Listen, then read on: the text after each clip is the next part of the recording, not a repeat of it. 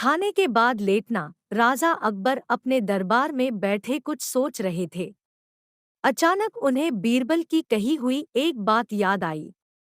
उन्हें याद आया कि एक बार बीरबल ने उन्हें एक कहावत सुनाई थी, जो कुछ इस तरह से थी: खाने के बाद लेटना और मारने के बाद भागना एक सयाने मनुष्य की निशानी होती है।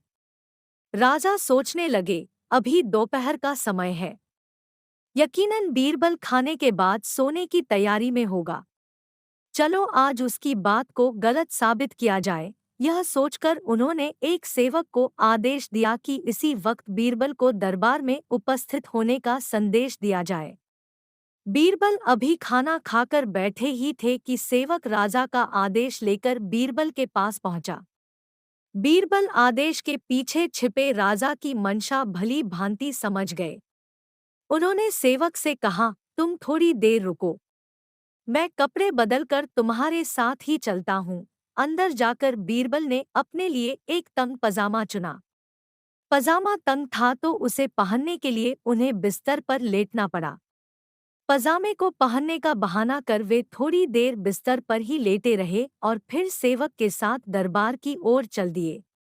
दरबार में राजा बीरबल की ही राह देख रहे थे। उनके वहां पहुंचते ही राजा ने पूछा, क्यों बीरबल, आज खाने के बाद लेटे थे या नहीं? बीरबल ने जवाब दिया, जी महाराज, जरूर लेटा था। यह सुनकर राजा को बहुत गुस्सा आया।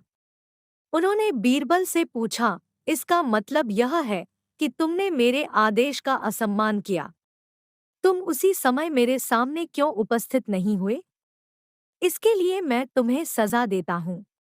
बीरबल ने तुरंत जवाब दिया, महाराज, ये सच है कि मैं थोड़ी देर लेटा था, लेकिन मैंने आपके आदेश की अवहेलना नहीं की है। आपको मुझ पर यकीन न हो तो आप सेवक से इस बारे में पूछ सकते हैं। हाँ, ये अलग बात है कि मुझे इस तंग पजामे को पहनने के लिए बिस्तर पर लेटना पड़ा था। बीरबल की इस बात को सुनकर अकबर हंसे बिना रह न सके और उन्होंने बीरबल को दरबार से जाने दिया। हरे घोड़े की कहानी। एक शाम राजा अकबर अपने प्रिय बीरबल के साथ अपने शाही बगीचे की सैर के लिए निकले। वह बगीचा बहुत ही शानदार था। चारों ओर हरियाली ही हरियाली थी और फूलों की भीनी भीनी खुशबू वातावरण को और भी खूबसूरत बना रही थी। ऐसे में राजा को जाने क्या सूझा कि उन्होंने बीरबल से कहा, बीरबल, हमारा मन है कि इस हरे भरे बगीचे में हम हरे घोड़े में बैठकर घूमें। इसलिए मैं तुम्हें आदेश देता हूँ कि तुम 7 दिनों के अंदर हमारे लिए एक हरे घोड़े का इंतजाम करो। वहीं अगर तुम इस आदेश को पूरा करने में असफल रहते हो तो तुम कभी भी मुझे अपनी शक्ल न दिखाना। इस बात से राजा व बीरबल दोनों वाकिफ थे कि आज तक दुनिया में हरे रंग का घोड़ा नहीं हुआ है। फिर भी राजा चाहते थे कि बीरबल किसी बात में अपनी हार स्वीकार करे। इसी कारण उन्होंने बीरबल को ऐसा आदेश दिया। मगर बीरबल भी बहुत चालाक थे। वो भली भांति जानते थे कि राजा उनसे क्या चाहते हैं। इसलिए वो भी घोड़ा ढूंढने का बहाना बनाकर 7 दिनों तक इधर-उधर घूमते रहे। 8वें दिन बीरबल दरबार में राजा के सामने पहुंचे और बोले, महाराज, आपकी आज्ञा के अनुसार मैंने आपके लिए हरे घोड़े का इंतजाम कर लिया है, मगर उसके मालिक की 2 शर्तें हैं। राजा ने उत्सुकता से दोनों शर्तों के बारे में पूछा। तब बीरबल ने जवाब दिया, पहली शर्त यह है कि उस हरे घोड़े को लाने के लिए आपको स्वयं जाना होगा। राजा इस शर्त के लिए तैयार हो गए। फिर उन्होंने दूसरी शर्त के बारे में पूछा। तब बीरबल ने कहा, घोड़े के मालिक की दूसरी शर्त यह है कि आपको घोड़ा लेने जाने के लिए सप्ताह के 7 दिन के अलावा कोई और दिन चुनना होगा। यह सुन राजा हैरानी से बीरबल की ओर देखने लगे।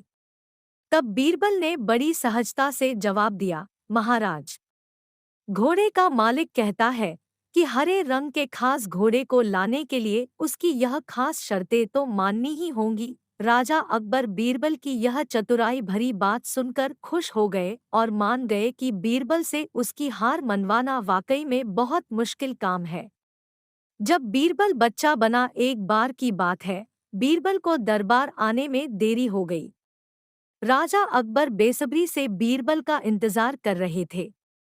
जैसे ही बीरबल दरबार में पहुंचे, अकबर ने उनसे देरी का कारण पूछा।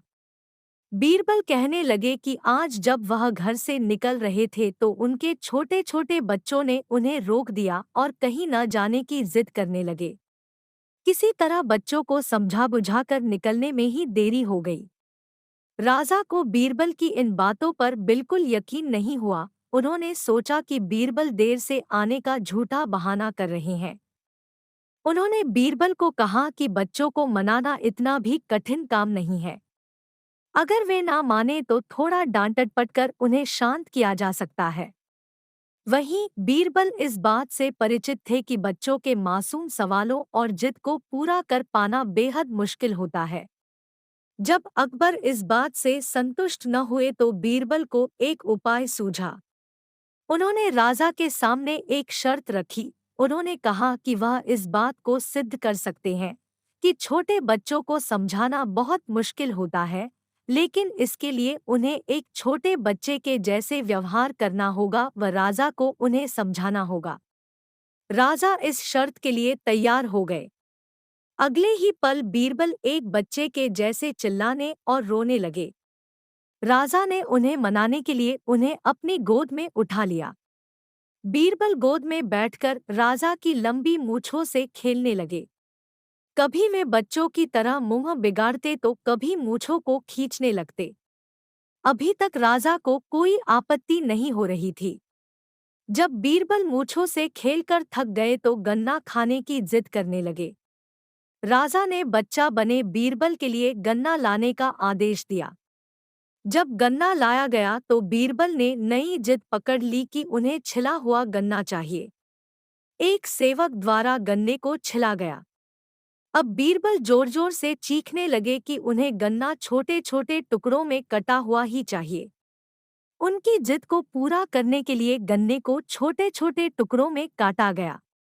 जब राजा ने इन टुकड़ों को बीरबल को खाने के लिए दिया तो बीरबल ने उन टुकड़ों को जमीन पर फेंक दिया। राजा को यह देखकर बहुत गुस्सा आया। उन्होंने गुस्से से बीरबल से पूछा, तुमने गन्ने को नीचे क्यों फेंका? चुपचाप से इसे खा लो। डांट सुनकर बीरबल अब और भी जोर से रोने व चीखने लगे।